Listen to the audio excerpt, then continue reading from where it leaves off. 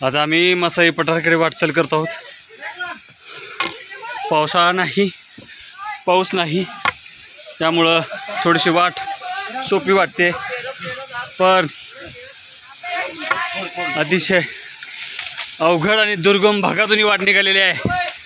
आमचे मित्र पाणी पित आहेत. काळे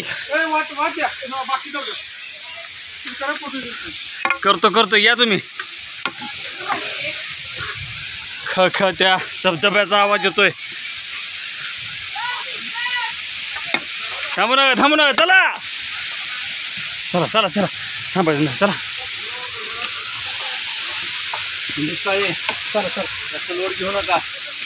मी आहे तुमच्या साथीला. नाही सगळेच साथीला आहेत. तुम्ही चला.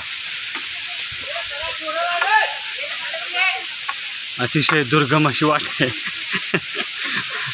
आमच्या काही मित्रांचा कस लागतोय.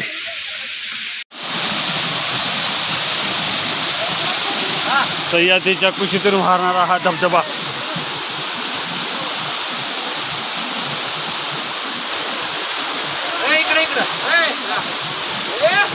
व्हिडिओ काढतो रे, व्हिडिओ काढतो.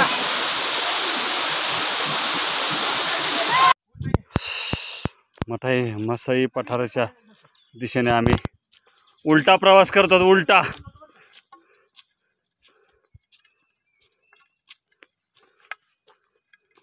लय ताण जाते हो.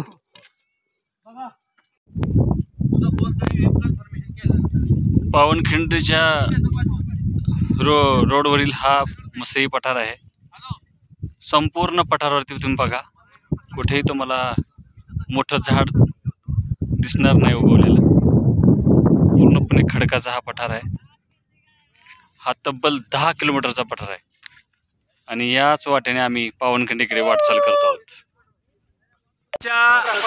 जंगलाच्या अगदी मधोमध आम्ही आज आता आहोत आणि पावनखिंडीकडे जाणाऱ्या मार्गाने आम्हाला एक सुंदर असं ठिकाण इथे लागलेलं आहे.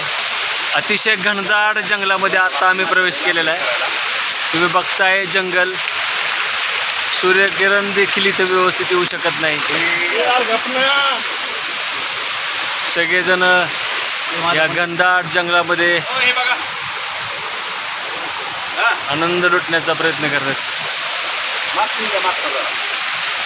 आणि हा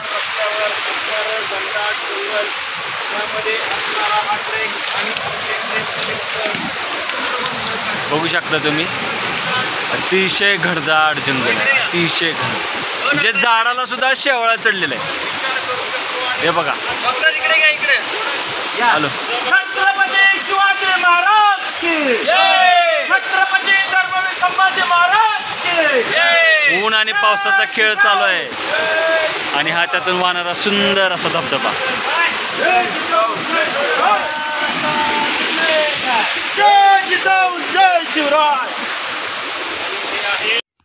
ही जी मुलं तुम्हाला दिसत आहेत ना, तर ती मुलं ह्या भागातली आहेत आणि आम्हाला हे वाटेत भेटली.